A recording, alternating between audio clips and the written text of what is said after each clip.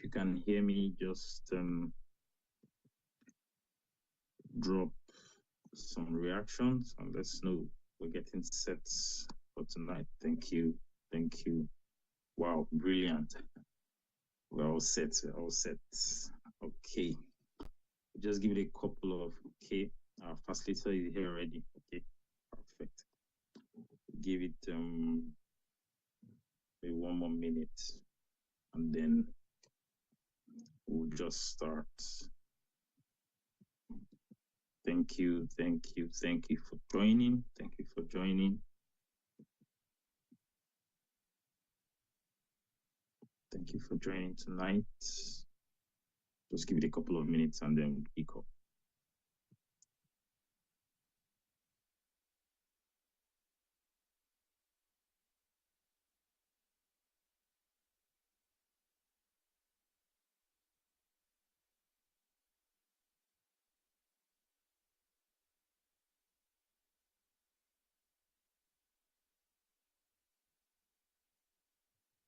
Okay, while we're waiting for others,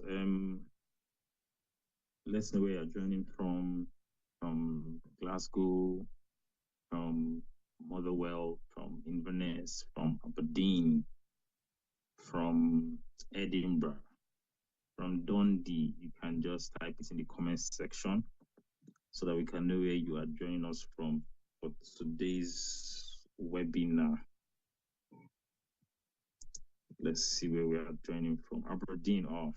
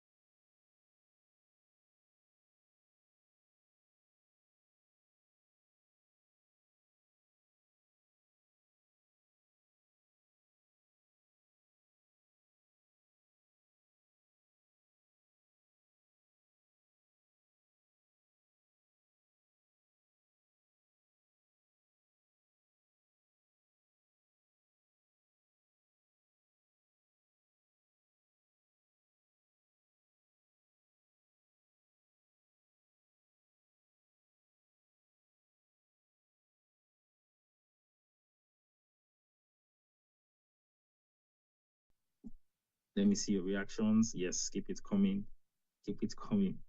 The prof, you have the floor, and then there'll be question and answer at the end. So we have about 45 minutes for a session, and then we'll take question and answers. Thank you so much, sir. Thank you very much. Thank you very much, Rasham. It's my pleasure. Can you hear me? Yes, loud and clear, sir. Good. Yeah. Good evening, everybody. And it's my pleasure to be having or leading the conversation tonight. You know, as Rasham was going through the profile, it's quite interesting that tonight we're talking entrepreneurship, and there is nothing there that talks about entrepreneurship. Isn't it interesting, Rasham? Yeah, that's the thing. So today, I'm not going to come to you as per se, oh, I'm an entrepreneur, a fantastic entrepreneur, or a business mogul here, so that you look at it in that light. But you've seen the fact that we're to a very large extent the same, in that we've got corporate roles, corporate jobs that we do. However, there's the entrepreneurship side of myself, you know. So currently in the company house, I've registered in at least 4 different company structures, although there is one that is not standing at the moment.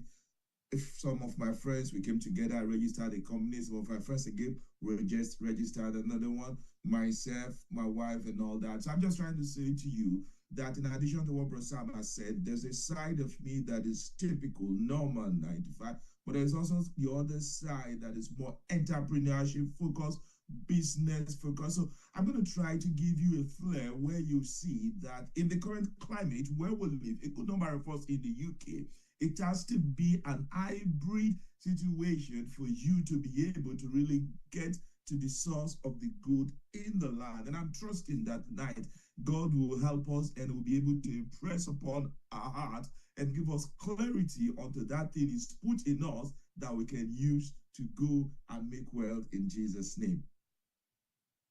I'll share my screen as I make progress with the conversation. Rosam, you're going to help me and let me know when my screen is very, very visible to everybody. Yes, we can see your screen. Just make it slideshow perfect. That's good. So today we're discussing wealth, yeah? Entrepreneurship route. And 4 things I'm hoping that I will be able to achieve at the close of the day. Number 1, a shift of mindset. If you've been looking at this thing in this perspective before, I'm hopeful that at the close of the day, there will be some shift. And also, if you've been wondering, what exactly can I do? Where exactly do I fit in? How do I know exactly what's going to make sense in the grand scheme of things? That's another thing we hope to achieve tonight. And also, where exactly are the opportunities? What are the different stuff I could get myself involved in? And what should be my action plan? So these are the things. But let's start from scriptures in Deuteronomy, where we have an understanding and that it is God that we serve that gives us the power to make wealth. It is not just only knowledge or eloquence, but God gives us the power to go out there and make wealth. So 2 things I want to draw out from this scripture, and the 2 things are, number 1, God gives us the power. That is to say, it is God's desire, it is God's wish, it is God's expectation, and it is God's provision for us to go out there and get it. And I'm trusting that it will help us to go get it in Jesus' name. Let's talk about mindset. You see, it's very important for us to get to understand these things from a state of the mind.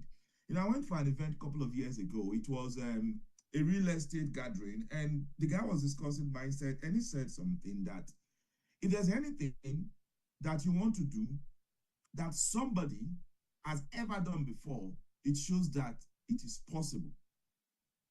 All you need to know is to know how they did it. You can do it. You are basically not reinventing the wheel. It's an established path. So if it has ever been done before, then you can do it.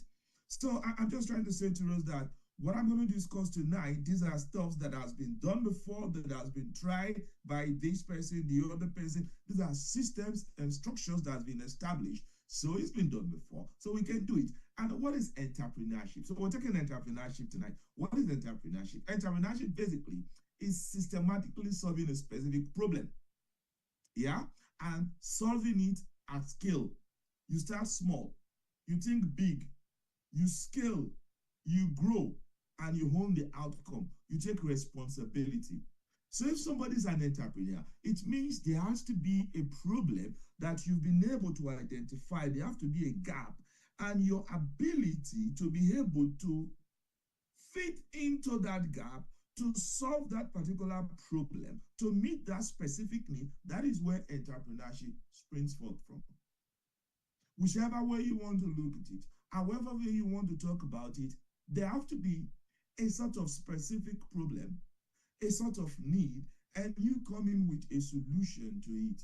And that is where it all comes from. And it starts from small, and then it grows, and then it grows, and then is a business owner.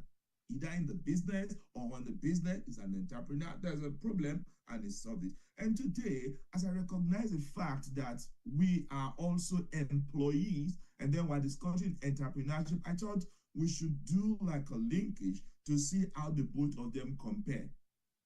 So we are on both sides. Column 1 is employee column. Column 2 is entrepreneur column.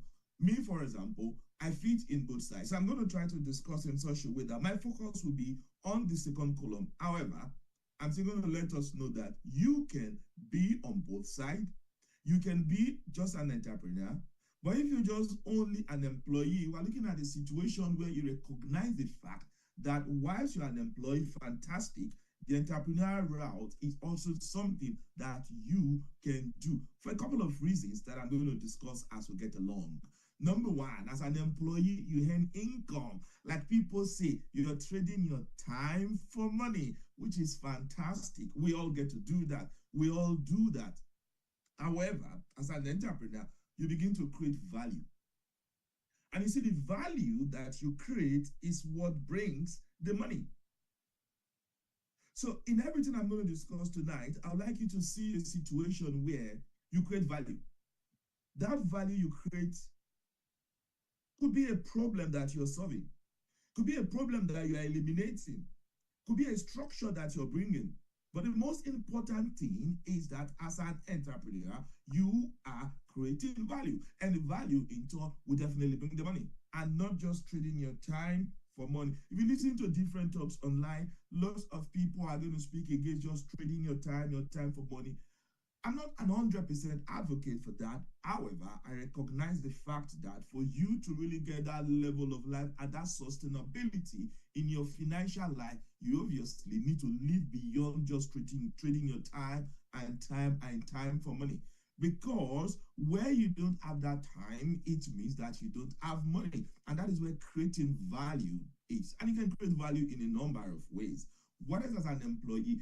An employee, we always talk about job security. But I was discussing with some persons this morning when we left church, and I said to them, I've come to realize that there is no job security. So the time you begin to realize that job security as an employee is becoming like a mirage, the more you begin to see that you need to go into that entrepreneurship mindset, because the job you think is secured, anything can happen.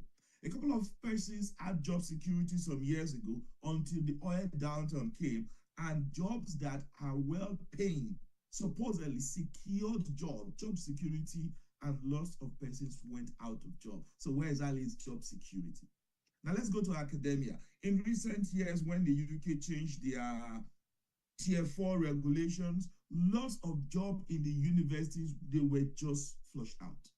Whether research jobs, fundings aren't coming, whether even lecturing job, universities were asking lecturers to go, and they were just voluntary, just go, we don't have, it's two options. It's either you do more job or you have no job at all. So you begin to see that if job security from the look of things isn't as secured as it used to be, then we need to start looking at more opportunities. Yeah, and then this has got a linear growth. You know where you're going, but entrepreneur scalable. And I'm going to show you in the next slide in the form of a pyramid, where I'm going to be able to explain to you what it means when I say for an employee, you have a linear growth, but as an entrepreneur, you are on a different path. Now look at this diagram, and I'll explain what this means entirely to you. So as an employee, in the first instance, you're going to get a job. So here's an employee. First things first, you get a job, and then you're happy with the job. When you start the job, at the foundation, you have lots of opportunities. You're doing a lot of things. You just get to a company or a uni, there's a lot of different stuff that you're doing. Now, as you grow, you see that you begin to niche in your expertise. As your experience grows, your expertise begin to niche, and then you grow and to the point of retirement, isn't it? So you know where you're going. And that is one thing about being an employee. You recognize the fact that there is a ceiling where you're probably not going to go above. Think about it. If you get a job in the uni, when I finished my PhD here in Aberdeen and I was to start lecturing full-time basis, which I didn't take at the close of the day, I could see the trajectory. Like if I start here, I know where I'm going to move. I know where it's likely going to take me for the next 10 years. I know where it's likely going to take me for the next 15 years. And I looked forward to 15 years and I wasn't satisfied with where I could potentially be in 15 years if I go start that full-time employee role as a lecturer in the university. So think about any job you're doing now. Think about any job you're doing. You have a path. And quite sadly, there are some that the path is not even very clear.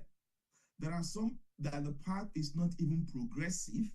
You could be on the same role, on almost the same pay for another 5 years, for another 6 years, just trading your time, effort for the money that you get. You don't even get to the top, and you do all of this for 10, 15, 20 years, and at the close of the day, you retire. And when you retire, all that you've left with, maybe you've got some savings, or you've got pension. How much is state pension? I don't want to go in that route tonight. But if you take some time to understand the way the pension works, you realize that that might not be as sustainable as you would love it. By the grace of God, we are hoping to live long, to be strong and healthy. And then when you live long and you've retired and you can work, where exactly is the fund going to be coming from? And that's the more reason why I want to flip this triangle. I want to flip this pyramid to talk away from employee side to now look at the other one, which is now the entrepreneur. Now, as an entrepreneur, you start from here. Now, when you start here, it's just going to be one idea. So you do lots of trial here. Could be an idea of a business. The business might just be educational business, okay? Educational consultancy or whatever it is. Just one idea. Now it's like planting a seed, unique concept, marks the beginning, and then you try to build this idea. That first one might not work, you might fail, you come up with another idea. That one might fail, you come up with another idea. It gets to a point that your idea begins to make sense. Your business starts from here, and then you develop that your business, and you are structured learning, you are building, you are understanding how to run a business, you're building that entrepreneurial mindset, you have different stakeholders, you have contacts, you have network that you're building. Brilliant. Now, what happens again? You start expanding and diversifying. Now, what this now means is this. If you can succeed in one business, it can take you 1 year, 2 years, or 3 years for you to succeed in one business. It means that you have endless opportunity, because the same way you are able to build one business to success, all you need to do is to rinse and repeat. You just repeat that same structure. And that is why if you look at entrepreneurs today, if you look at billionaires today, you would realize that like maybe 90% of them, they don't have just one business. The reason is this. If you are able to build one successful business, what it means is that you have infinite potential to scale, because all you do is to repeat that structure. All you do is to repeat that flow into another venture. Now let's go to talk about history, for example. If you look at Elon Musk, one of the richest guys today, where did he start from? You see, oh, this is software development. We're going to do paper. We're going to do this. And then we sold it. I've got success in this. Now I can go Tesla. Now I can go SpaceX. Now I can even go buy Twitter. Success in one means you can replicate it in another one. If you look at Dangote, for instance, Dangote has been successful in this. You begin to see we have Dangote cement, we have Dangote sugar, we have Dangote noodles, and now it's gone into oil and gas. Why? Because he has built that ability to build a business, nurture the business to success. It means you can reproduce, you can replicate that into another space. If you look other people like Tony Elumelu, for example, recently he's just bought a very huge amount of shares in the oil and gas sector. So you see, these guys, they've understood the way that entrepreneurs now structure businesses. Now, what I'm trying to say to us in essence is this: in our own small scale, my advice is there's something that you can start.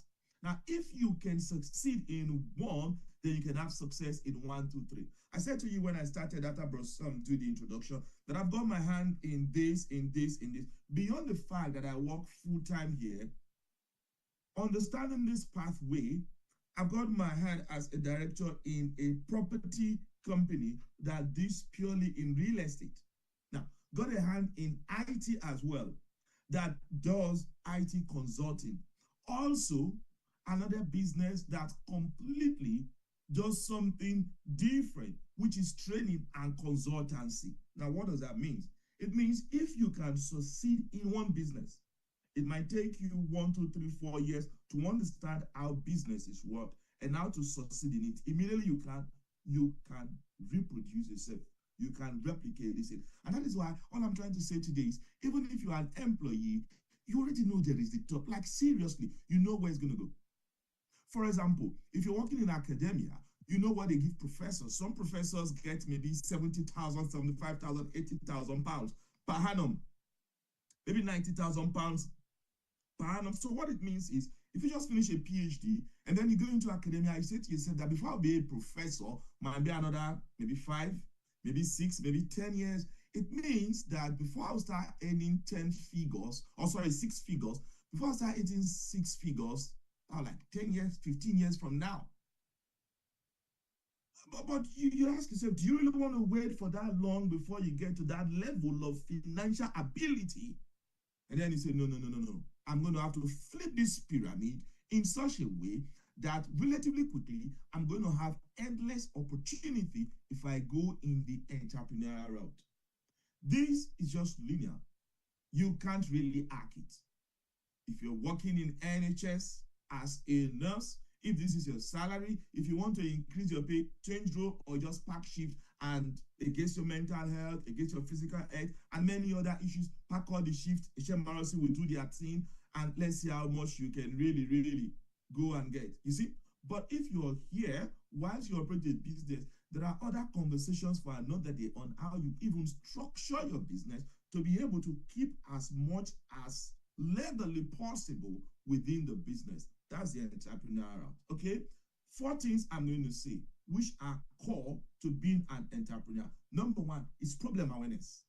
If you are going to be an entrepreneur, there must be that problem awareness. So a couple of years ago, I came to a realization that lots of us that come into this country as Nigerians, Ghanaians, and all that, we struggle after graduation to get into jobs for a couple of reasons. And one of the key reasons that I identified is that many of us don't know how to bring in our skills of what we've done in Nigeria, Ghana, or wherever into our CV to be able to get enrolled in the UK. That's one major problem. Another problem is that some persons need to be able to demonstrate experience, and they worry about the fact that I've not got any job and I can't declare experience, not knowing that there are ways you can also act experience legally, rightfully in the UK. There are a number of things you can get involved in that you can put in your experience. Yeah. Some other persons, it is transition. You're doing this before and you want to do these other things, but you don't know how to go about it. You need a coach, you need a mentor. That is problem awareness. And then we set up a training and consultancy company, and we have different persons that have trained and they've been able to secure roles, they've been able to secure jobs in different organizations in the IT sector and even other areas of work. What am I trying to say? You need to develop that ability to be able to spot a gap, a need. Problem awareness is very, very crucial here. Now, we're going to do an activity tonight where we're going to see how we can do some of this identification of problems, of needs, and how to come up with solution to these things from something very, very small. That is where it all springs up from. And number two is the ownership mentality. You need to take responsibility.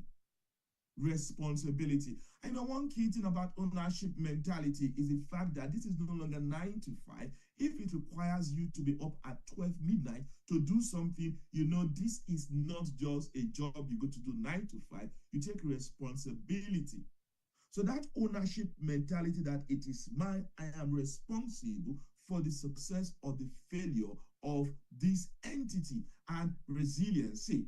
Trust me, these things aren't straightforward. These things aren't easy. It is not a straight line graph. There are sometimes you try and it's not working and you're completely down and out. But you just need to be resilient enough to keep pushing. You just need to be resilient enough to keep pushing. And that's why people say people only see the glory when it begins to shine bright and nobody knows the story behind it. People only see your gain, nobody knows your pain. That is where the resilience of an entrepreneur comes in. You're trying to start something today and it's not working. Sometimes you lose money, some other it doesn't work. You need to be resilient. Now, one of the company, my consulting company for IT, a couple of years ago when it was registered, my wife actually did register it under a different name and under a different article to be able to do some stuff. Lots of money was lost. And each time I remember about that, I said to myself that what made that business to fail was this ownership mentality. Because if I had come on board with ownership mentality, that would have worked. And I tell you what it is. Around 2018, so she came up with an idea that we could have this soap dispenser, instead of going to the toilet or wherever in public places and pressing the place for the thing to come out, she came up with this sensor one. So I don't know where she saw it online anyways. So there's a way she contacted some factory in China. So they sent some sample to us in Aberdeen, and you just put your hand there maybe after using the toilet, and then it just dispenses using sensor. Okay, so it looks very, very good. And she had the inventory, everything on Amazon, and it's going to be fulfilled by Amazon, you know, where you buy the thing in maybe 500 or 5,000 pieces from China, and then they ship it somewhere, I think it should be the US or so, in the Amazon warehouse. And when any person is buying, it is Amazon that does the fulfillment. I know the problem that happened then is the sample that we got in Aberdeen looked very, very good and durable. We used it for quite a long while in the house here in Aberdeen. But the one that got to the factory, people were complaining. It wasn't very, very strong. It wasn't durable. I know what happens when people start giving feedback, and the feedback isn't great. So it means that you're going to have low ranking, maybe 3-star, 2-star, and people really don't want to go and shop from there. And that business didn't quite succeed. When I think back, and I said to myself, I was busy with PhD at that point in time, and I didn't come on. But if I did, and came up with this ownership mentality and bringing some resilience into it, we'll know that we own this thing and we need to look at the problem. What is the root cause? What can we do to reduce the complaints that people are having? Maybe get another manufacturer, maybe ask the thing to be sent to us, maybe review the way it works. That business could have succeeded. And one of the big reasons why I don't ever forget was 2 years later, COVID came. And when COVID came, not touching in public places was a thing. And in my mind, I said, oh my God, if only I had a vision, the long-term thinking, if only I just slept and God showed me in a vision that COVID is coming. And when COVID comes, people will want to touch in public places. When COVID comes, people will want this something. If only I knew this business, this is the time for this business to thrive. Core traits of an entrepreneur. When you see a problem, I tick this. I don't know how she saw the problem, but definitely this well ticked off. But ownership mentality, she did her best, but I was not there to be able to pull my weight. But for resilience, 0. For long-term thinking, 0. If only there was resilience to keep pushing despite all of those setbacks. If only there was long-term thinking and a vision, maybe in dream, to realize that COVID was coming, then I would have been very, very resilient. I would have taken more ownership and it would have been able to stand. These are very four core things. I'm going to ask you right now. When you start something and it appears it's not working, how do you manage it? How do you handle it? And anything you do, how far do you think? I said to somebody a couple of years ago, he wanted to do like a business here in the UK. And I said, at this age and time that you have, if you start anything that in the next 5-10 years, two things, if you can no longer be proud of doing it, or if you cannot have scaled it to something bigger, there is no pathway to scale it, then forget about it. Long-term thinking. I was very, very clear to him. See, if you start up this business now, if in the next 10 years, you don't see a possibility to have scaled it to make it big, then it's not worth your time. Or if in the next 10 years, you don't see yourself to be proud doing this thing, then you should be thinking something else. Long-term thinking. Let's think about what we're doing right now. Is this something that in 10 years, you feel comfortable and proud doing it? I mean, you might not be doing the specific, but you're still doing something similar. But if it's something that even right now you're doing it, you feel like you should have stopped doing it yesterday, then we need to reevaluate what we do. Yeah? I've been talking about business. I've been talking about entrepreneurship and a couple of things. The next question right now is, how do we really, really identify which business to do? And I'm going to run you through what I call the SNAP model to be able to know what kind of business can I do, okay? Now, the niche is something we want to identify using the SNAP model. What is a niche? A niche is a specific focused segment of a larger market that you choose to serve. Instead of trying to help everybody, you choose a specific. So for me, when we start up the training, consultancy, and all of that, I know there's lots of people in the UK that want to get job, yeah? But our niche was mainly immigrants and people that have come maybe from African origin, Nigeria, Ghana, and other places. So it's kind of specific. That's number one. Now, beyond just being specific to geography and demography, there's also the skill or the technical specification. So it is not somebody that I'm a medical doctor from Nigeria and I want to get a job as a medical doctor. No, no, no. So the niche for what we do is mainly people that want to do stuff in IT, in the say, data analysis, business analysis, IT project management, and stuff in that area. Now, it's what I'm trying to say in essence is this. When you find your niche, it has to be that there's a very big market, there's a very big pool of people, but you are able to identify the people and also the service for you. So that is niche. Instead of looking at the wider population, you choose the population you want to serve. Now, instead of looking at all of the problem, you choose the problem that you want to solve. Now, market is all the people that drink beverage.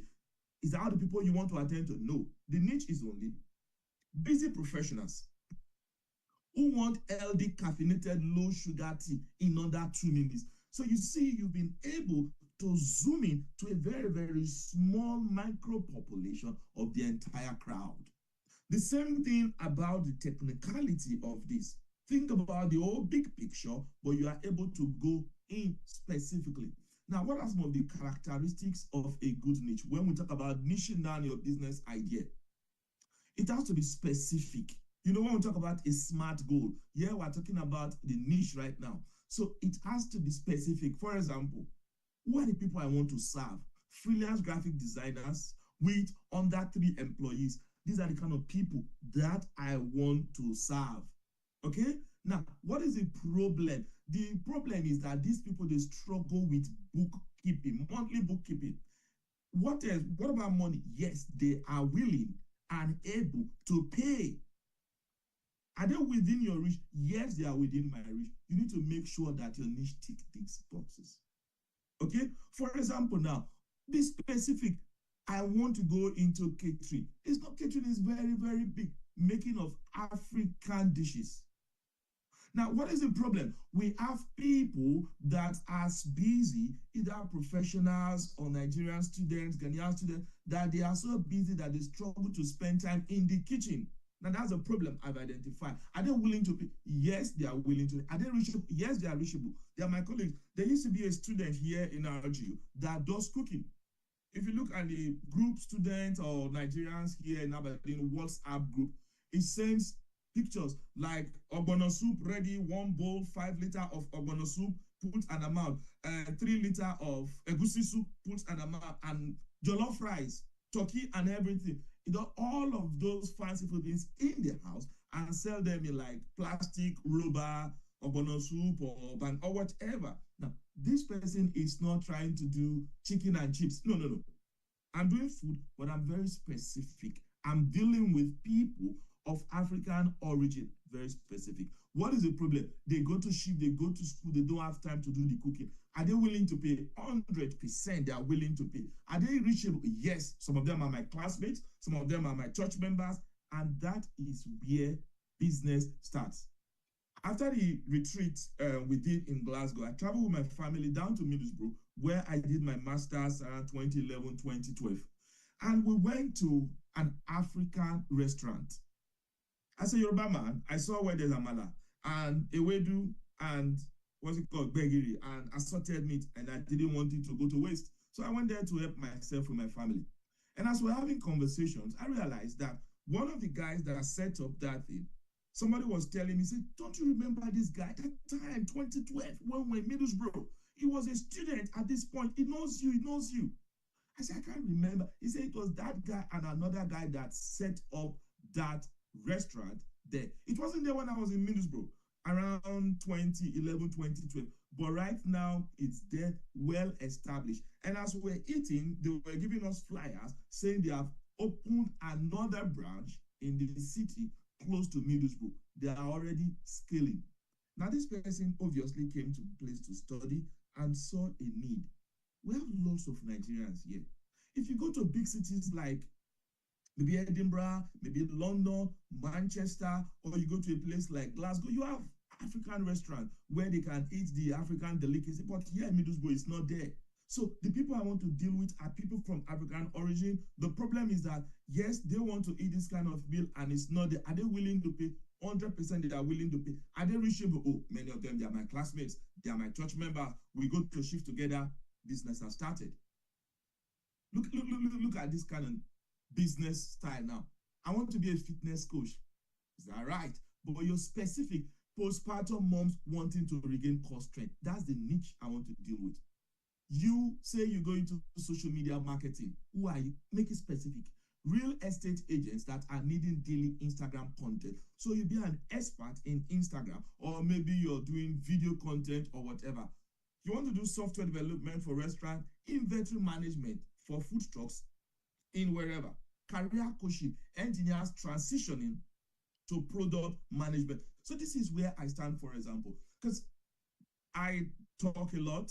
So it's part of me, and I can talk, and by the grace of God, I can see some path that you might not be able to see for your own self about you. So I do a lot of career coaching and mentoring, and the people I deal with aren't engineers that want to get job in BP.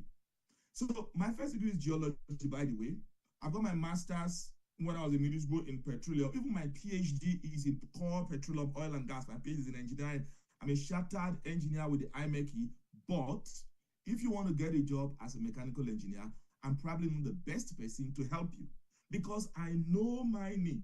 But if you want to get a job as a data analyst, business analyst, IT project manager, product management, and stuffs in that direction, data science, data modeling, QA, and all of those things, those are the kind of people that I focus. So it's not like everybody that you can really help, but there's going to be a niche of people. In building business, in trying to know the community you serve, you need to look for that small nucleus, that small people that you serve. Yeah, now we want to use the SNAP model now to find our niche. We're going to do some things. So 4 things for the SNAP model. Number 1 is skills. What skills are you good at? So that is where it all starts from. For me, I don't need anybody to tell me that, yes, I talk, I'm good at talking. And this whole thing came from when I was young in youth church way back in Nigeria. I used to do debate a lot. You know, when we're in DLSO and retreat, there will always be debate. Either they will say corporal punishment is not good, or they will say education is this, and all of those things. So my youth leader will always call me. You are debating in this Easter retreat or this December, and I will go co-debater, panel of judges. I am going to say to you, and you know, growing up like that, then teaching Bible study, moderating Monday youth Bible study. So all of those things were my part. So when it comes to talking, like being able to talk coherently, being able to really talk and engage my audience, I know is one very, very strong skill set that I have. And I'm like, brilliant. I've seen one skill, talking. Whether you like it or not, talking is a skill set. Some persons, they are comedians that they talk. For my own talking is different. Now, the needs, what needs do people, like I said to you, those people come here and they don't get that particular direction. And I'm like, yeah, career direction is something. There is a strong need of people that needs career direction. Lots of persons, they are really, really, really confused and they don't really know where they are going after their masters, after their PhD. Career direction is something I should be able to give to people. Access. How can I reach the audience? Oh, well, they know me.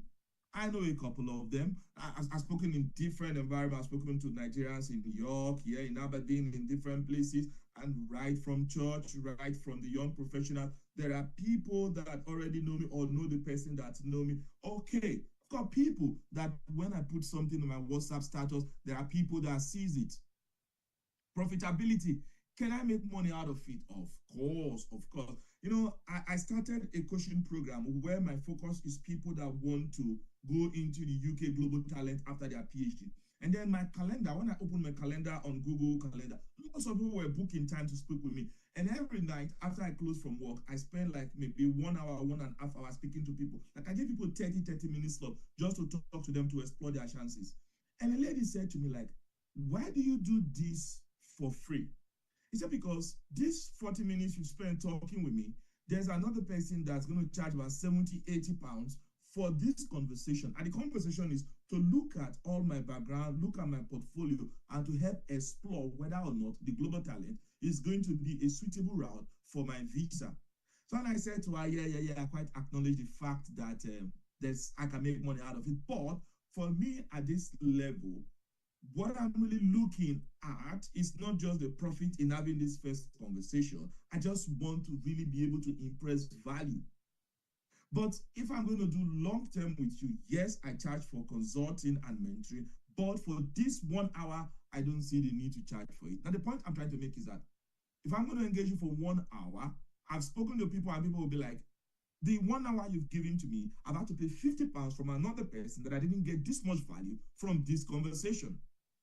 Profitability. What I'm doing, is it going to make money? Last month, we had a session, about 4 or 5 hour session here in our workshop that we did on property.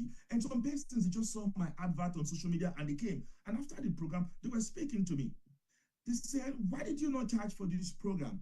That some programs they've attended and paid money, they didn't even get as much value as they got from what we did in that session.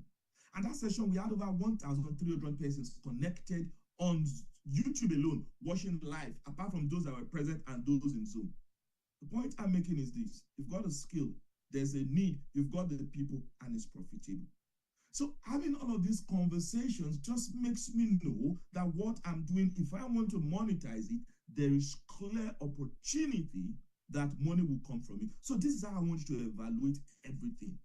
Okay, and I'm going to remove some of these things as I progress. So let's talk about skills. How exactly do we build the skills? What are you good at? What, you just think for a minute, what are you good at? You know, Brosam, the moderator, is good at playing the keyboard. I tell you somebody that's so good at playing musical instrument. My wife, when she was in OAU, in DLCF, there's this other guy that used to play music instrument together. Plays violin, the guy plays the guitar, he plays the keyboard. So this guy does train people in Lagos on how to play musical instrument. So my wife contracted this guy to teach my daughter the violin. Now, he was teaching the girl the violin remotely, everything happening on Zoom, and my wife, being a violinist, was also supporting. And the girl could play the violin right from 5 years old. She was playing the violin. And lots of people were fascinated at what this girl could do. And they were asking, who taught this girl how to play the instrument? Oh, is this guy from Lagos? And this guy is in Lagos. He's teaching different people in Aberdeen, as I speak, musical instruments. He will teach some keyboard, some other person's violin, and stuff like that. There is something you are good at. Take some time. We're going to go to Mentimeter very quickly, and we're going to type, what are you good at? What do people ask you for? If you don't know what you are good at, by knowing what people ask you for, people have identified something you are good at. That is why they are asking you. For me, I know people come to ask me, like, can you help me look at my CV? Can you help me on how I'm going to get a job? Can you help me with this? Can you show me career path? Can you tell me what to do? There must be something people are asking you. Church closes and one brother, one sister, they are coming to discuss with you. What are they asking you? Your friends, what are they asking you? What experience do you have? What job are you doing right now? I hope you are thinking, because we are going to type these things in a minute.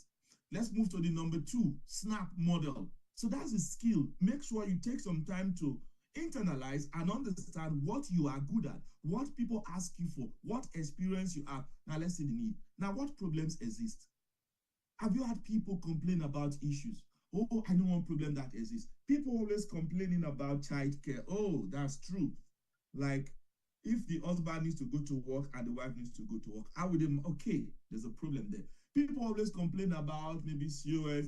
Oh, there's a problem. What problem exists? Think about problem right now. What frustrates people? Just think, just think. Take your time to think, what do you think frustrates people? What really makes people go mad, feel sad? What is the worry that people have? What is the problem that people have? Now, when we talk entrepreneurship, we're talking about problem solving. Yeah. So we want to identify the need, we want to identify the problem, so we can come up with a solution. Immediately, we're able to solutionize and we can commercialize. That is the flow. First of all, is to identify, then we'll provide a solution, and then we'll commercialize our solution. It's a workflow. What is missing in our community right now? What exactly? And maybe these are Black community, Black, Asian, minority, ethnic group. What do you think is missing? In your circle in Glasgow, for example, what is missing? One thing I know is missing. When I was young, we used to have extramural. We close from school, we go to Lexing. That was how we grew. We wrote JAM, we wrote WAEC and all of that. Now we're living in a society where sometimes these things aren't like that. But some people, they've seen that something is missing. My kids attend extra lesson via Zoom. Now, who takes them? This guy, they are thinking Abuja or so in Nigeria. And they have lots of students that are in diaspora that they connect via Zoom for extra lessons every evening. There are needs everywhere. And these guys, they get paid good amount of money, the amount that they're not going to get paid working in a school or doing extramural in Nigeria, because they are charging people that are in the diaspora, so they get some good amount for the effort they put into it. And the kids are excited because they are meeting different friends. Some of the friends they meet online, they are maybe in America, maybe in Manchester, in London, some in Abuja. And my kids, they kind of get that level of excitement, meeting different people, making friends that they've not seen, but they are connecting online. Value. In Aberdeen, there's a couple that organizes a kind of training, mentorship program for young children. So they learn how to write books, they learn skills like how to make hair, how to do sewing. There are needs, and these people are meeting in it, and parents register their children in the mentorship program for what this couple they do here in Aberdeen. And they do everything online. It's only on occasions they have big programs that the children go for exhibition. There are needs. Think about needs. What's missing in your community? When I was in Middlesbrough, during October, there used to be a big kind of Nigerian independence program. There are needs. So you need, it's not my community. Is it like we don't have a good community gathering? Is this something I could do? Is there a need somewhere? There are needs, okay? Access. Where can you access people that will see value in what you're bringing on board? Could be in church, African community, workplace, students, and profitability. Are people already paying for it? That's a very, very good question you need to ask. Are people paying for it? Is money flowing? Will people pay for it? And when we're talking about this whole thing on how to find the niche and to be able to get to this level of profitability, if you've got passion plus problem plus profit, if these three things meet in a straight line, then there's a business there. Passion. Do you enjoy doing something like it's like a footballer, for example. I mean, football used to be what people play just for fun. You just go play after school. So you have this passion, you can play football, you enjoy it. And now there's a problem somewhere, and they say football is a big business and there's profit. Oh, business has started. You just like talking. Normally, when we're in secondary school, you see people just talking and making jest and cracking joke. It was a normal thing when we were much younger. Stand-up comedy wasn't a thing then. You know, stand-up comedy started many years ago, but it wasn't a thing many years ago. It was more like theater and all of that. But people just gather and they crack joke and they just make jokes and make jokes and make jokes. It got to a point that passion you have making jokes has now become a problem. You can do stand-up comedy and money comes from it, bam, a business, an entrepreneurship route. So think about what you have passion for, okay? But as you grow, as you scale in the entrepreneurship journey, you will see that this SNAP model, you can actually remove this skill. You can remove this skill. But to start with, you need all of it.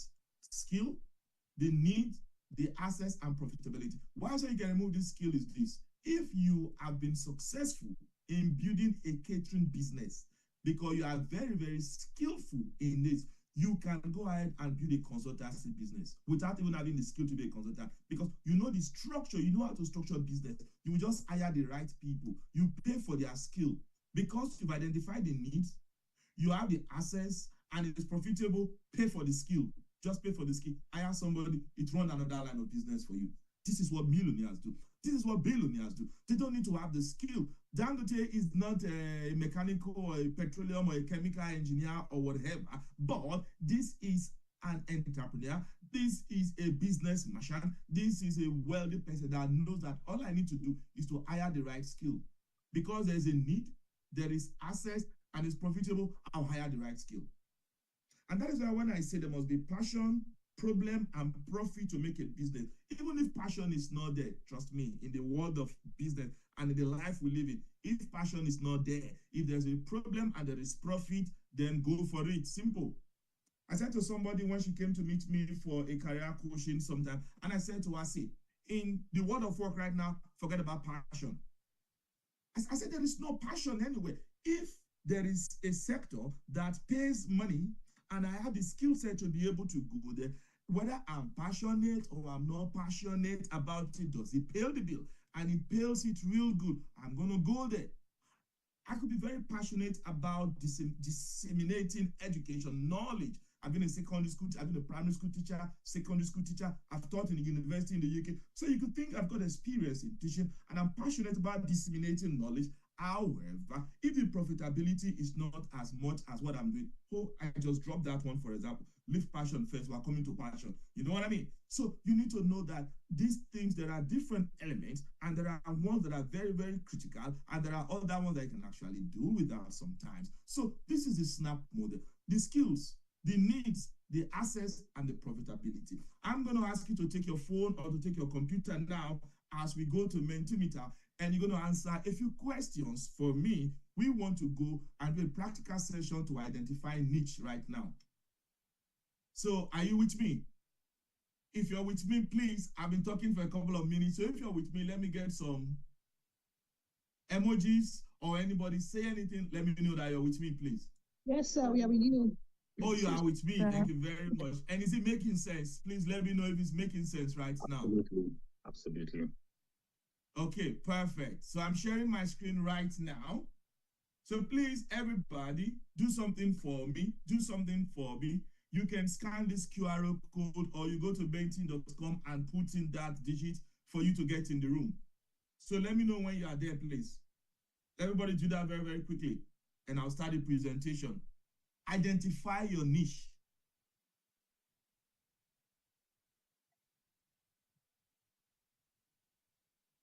Are we good?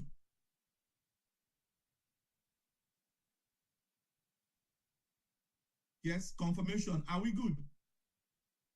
So I'll start my presentation now.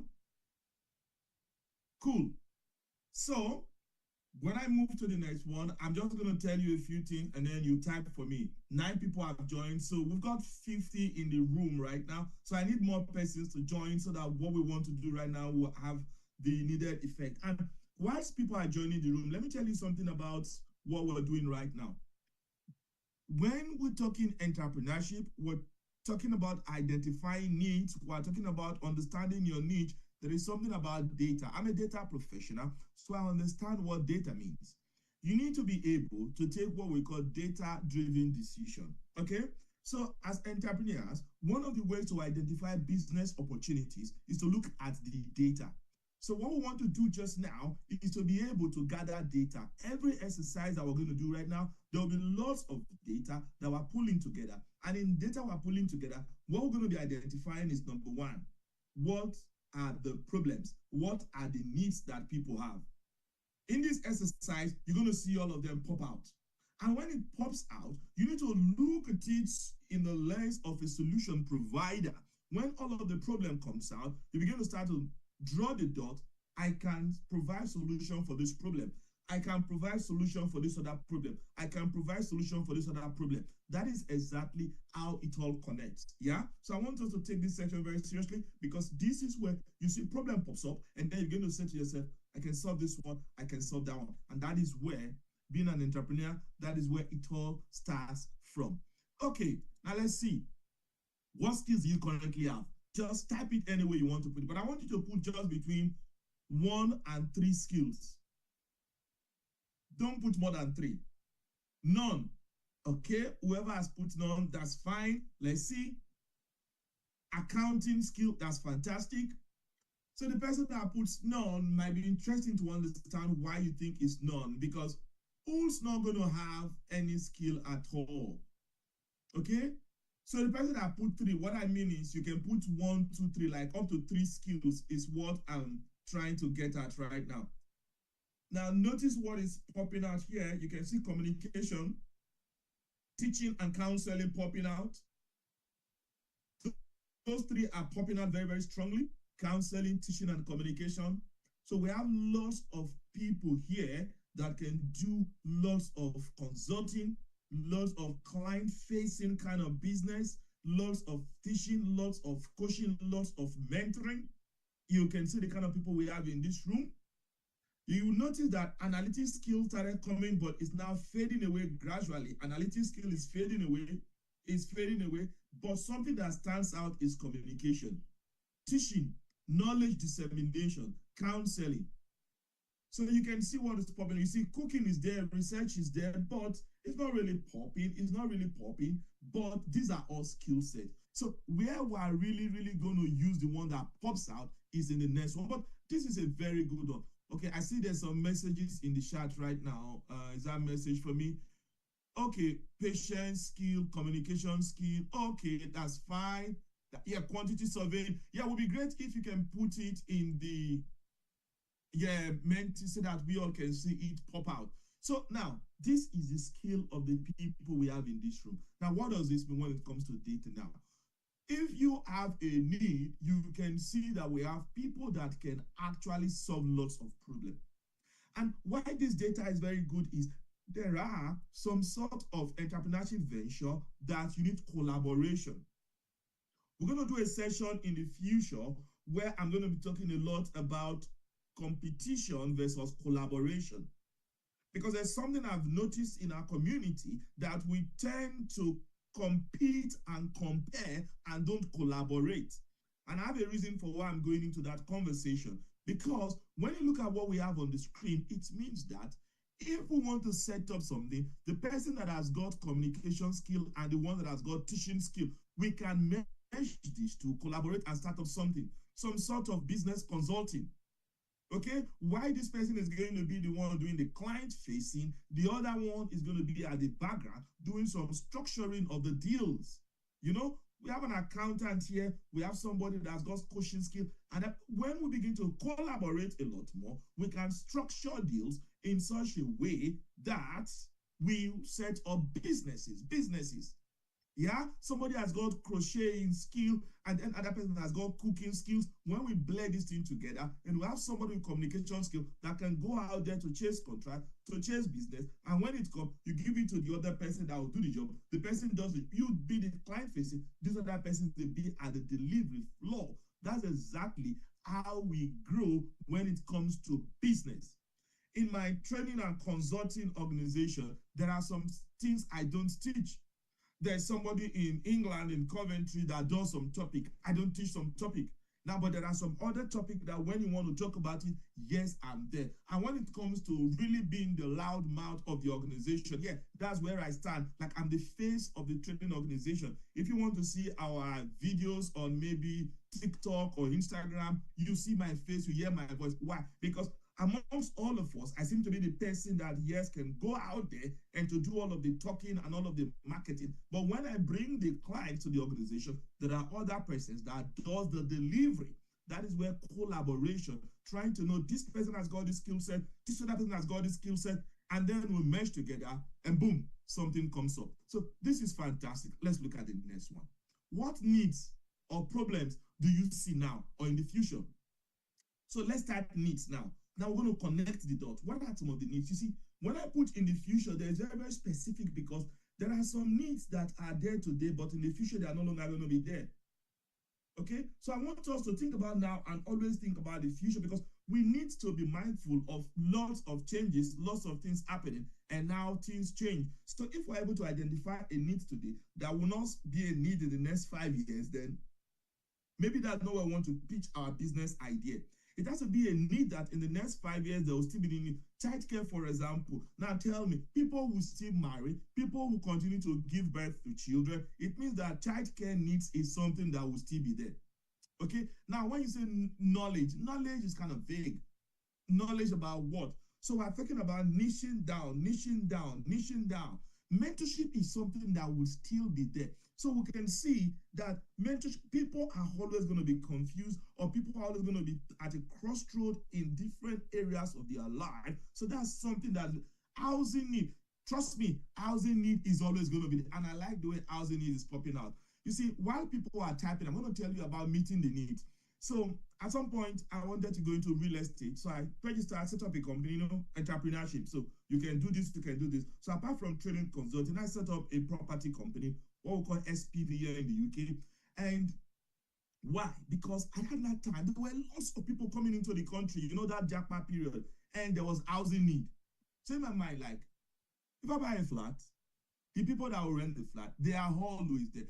And honestly, when I bought the 2-bedroom flat here in Aberdeen, before I was able to even put the furnishing there, the guy that was going to rent the flat, he said, see, let me rent the flat and then be bringing the stuff. I said, because where I'm staying right now, I'm paying per night. I have my family and another place paying per night. We need to come together. Like, the need was very strong. And I'm like, yeah, you're right. So housing need is always going to be there. Driving, you see, finding a purpose, you see, because that need is always going to be there. And somebody put in the earlier slide right now that counseling, mentorship. So you can see that there is a skill set and there is a need. Where there is a skill set and there is a need, you can see that we are beginning to see that, yes, a business can spring up from there. If you say to me that in 1, 2, 3, 4, 5 years time, there's always going to be the need to help young people or human resource management, health awareness, it means that, yeah, there's a problem, okay?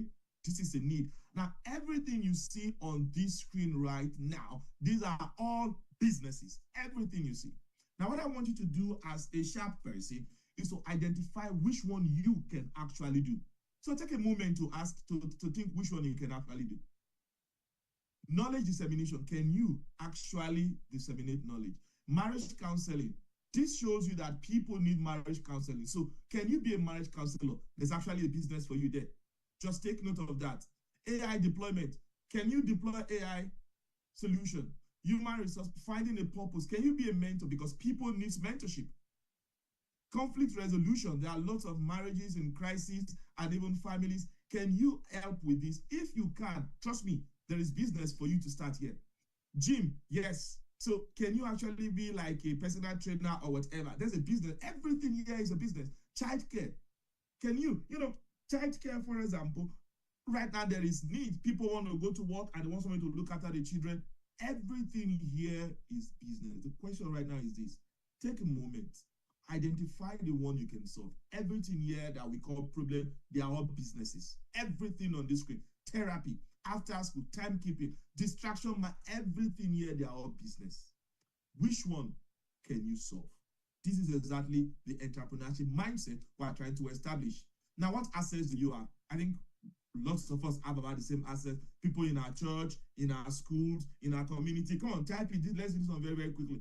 What assets do you have? I mean, immediately I put something on my WhatsApp status. I know internet. Thank you very much. Yeah. We all do have access to the internet. That's absolutely true. But the problem with the internet is this: getting that your demography now becomes a thing.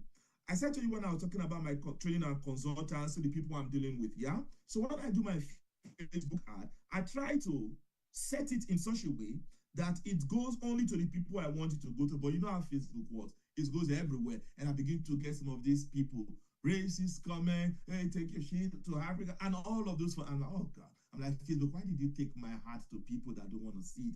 And they're all giving me wrong things, you know? So that's one of the challenge. But as an entrepreneur, that resilience, and know that, well, if you like, make bad comment. I know I'm giving value. You are not my niche. You are not the person I'm trying to reach. I just move past. Some of those comments I delete. I'm just trying to tell you, when you push your business to a very, very wide audience, lots of them might not be the people that you're targeting, and some of these things come. But just know exactly how you don't worry about that and you move on. Social media is fantastic, as I was saying. So if some things don't work out, you know how to.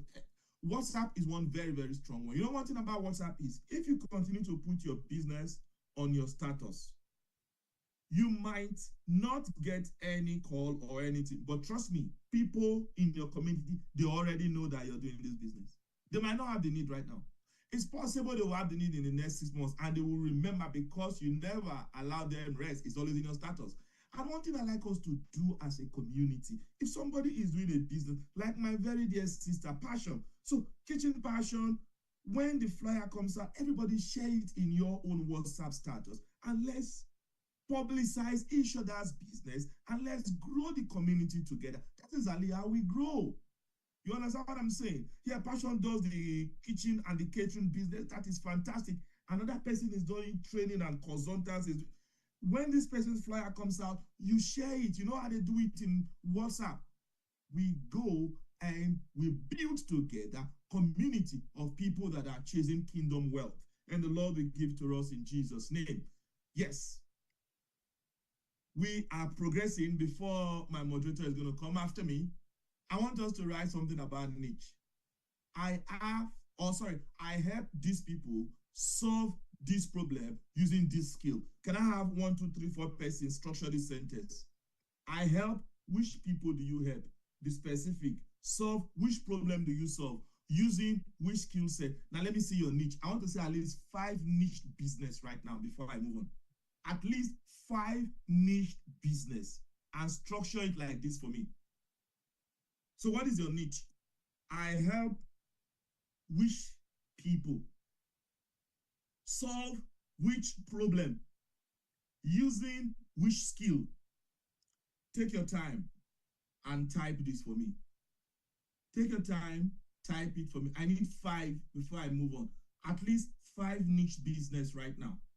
How many minutes am I giving for this? Yes, let's do 1 minute to get 5 people. I help young people solve career trajectory using communication and analytic skills. Now, here we have a business. We have a niche here. So it is all about how to structure it. Now, we're going to build this thing right now. So this person that has put this thing, this is career coaching and mentoring right now. So is to now structure this thing in such a way that the young people, they keep coming to you to book time for you to have conversation with them, one-to-one mentoring or group mentoring. And when one person sees value, and when the parents of these young persons see value, that since their child or their ward has been having conversation with you, maybe once every week or once every 2 weeks, they see value in some things changing. They'll speak to another person that, see, Just be having conversation with. I had a conversation with a lady a couple of months ago. She wanted to apply for Global Talent. She actually did the application and she didn't get it. So she wanted me to help her. As we were talking, the husband took the phone. The husband said, please, apart from this Global Talent, can you just be a career coach and mentor to my wife? See, I'm going to pay for it. Just be talking with my wife. See, what I want you to be doing is be having conversations with my wife. See, because the way you analyze my wife's career portfolio, as if it is not her that I was talking about, like the way I was able to beef up her portfolio and her achievement, she was even surprised if she's the one that has got that achievement. And the guy said, I said it that my wife has achieved a lot, but she doesn't know how to articulate it rightly to make it very marketable. Can you please help her? Just be talking to her, help her to be able to market herself appropriately based upon her achievements. So people want this thing. I help solve learning problems by using patience and understanding and AI technology. You understand? This might be our little children. It might even some people that are even in the unit and they struggle. You see, these are businesses. What we need to do next is now to sit back and start having conversations on how to structure these things. Immediately we've got the niche. The next thing right now is how to structure it. Get to understand, registering a business in the UK is very, very simple. We know exactly how to build the structure. Maybe we're opening online platform on how to now advertise this thing and how to get one first person. And I tell you one thing, when we want to start this business, the first beginning, sometimes it might be about offering free services. Okay, so when we want to start, we're going to offer free services, and the free service is this: any young people that are having issues. So I'm not going to set up a conversation with them like a coaching and mentoring group. I'm going to be speaking to them 1 hour, maybe every week, and immediately start getting success. More people are going to come, and after the next 3 months, and now begin to put online that yes, now we're going to be paying. Each session is going to be £25 or £30. The fact that people are already getting value and they're already tied to the value, they will be happy to pay. When I ask people to pay for my time, they are happy, like they want to pay. And I'm the one saying, wait, hold your money for now, because I said to you, if you're paying for my time, I'm giving you value for the time. Like, that's clear. So we start with the free service. When I do my one-to-one coaching, it is free for 30 minutes. Some people talk to me for 40 minutes. It is 100% free. And many people come to talk to me because other coaches, they will pay before that first conversation. But my strategy is, if you engage me for 30 minutes for free, what you get in 30 minutes, you'll be the one asking to pay so that you get more 30 minutes. So I don't use the first payment to scare you. I make it free. If I talk to you for 30 minutes on this issue, then you'll be the one to want to talk more, and that's where you pay. So there are ways to structure this thing. I'm going to help young people get jobs using career coaching. I help kids solve distractions and moral vulnerability using music and mental. What could be more melodious than this? Professor? Yeah? I help women in marital conflict solve problem through therapeutic means. Can you see how specific? This is not just women. Yeah, is somebody wanting to speak? Yes, Doc. Yes, please. We may have a part 2 of this because we have run out of time already. So we have to do a part 2 of this because this is so loaded, and we have to bring you back. My bad. What do you say to that? We are booking you for the next one. Well, the moderator has asked me to close, so my apologies. We might have to just end it here. Thank you very much, by the way. This is Dr. Yakubu Balogun. Please, can we just give Doctor a browsing round of applause? I want to see your emojis. This is so loaded. I took notes myself, and there was a heavy mindset makeover with the pyramid thing that we saw. This is so much value. Thank you so much. And I assure you, we're going to bring Doctor back. I mean, this is so loaded. It's so loaded. I hope you find your niches. I hope you find a problem that you want to solve. Thank you so much for attending. And that's why we organize these monthly meetups as young professionals to sharpen our professionalism, to strengthen productivity, and then to sustain progress. Thank you so much. Our next monthly prayer will hold on Sunday, May 3rd at 8 p.m. regular time. And then we'll have our monthly meetup again, Sunday, May 17, 2026. And then just watch out for the flyers, and I assure you, Doctor will be back. And then our conference will be holding in August 2026. Please, we'll share the flyers, just make our time, book your holidays for that period. And we hope to see everyone. Thank you so much for attending tonight. We'll just pray and share the grace, and we'll go. Let's pray. Heavenly Father, we thank you. Thank you for tonight's session. It was mind-blowing, it was eye-opening. We ask and pray for the grace to put this knowledge into action, to act on this knowledge we have gotten. We pray for the grace to be bold and take those bold steps in Jesus' name. Thank you, because you have answered. In Jesus' mighty name we have prayed. On behalf of our leader, Dr. Tim, and all the young adult leaders, I want to say thank you. Thank you so much for attending. We'll just unmute our mics as we share the grace. The grace in fellowship. And the grace of our Lord Jesus Christ, the love of God, the shield of the Holy Spirit, the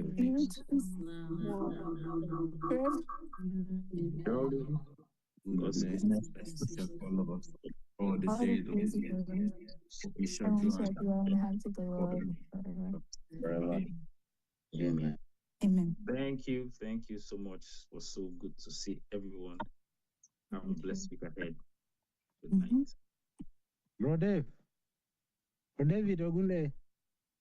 Good evening, sir. Thank you, sir. Bro Daniel, sir. Dial off. Yes, sir. Dial off.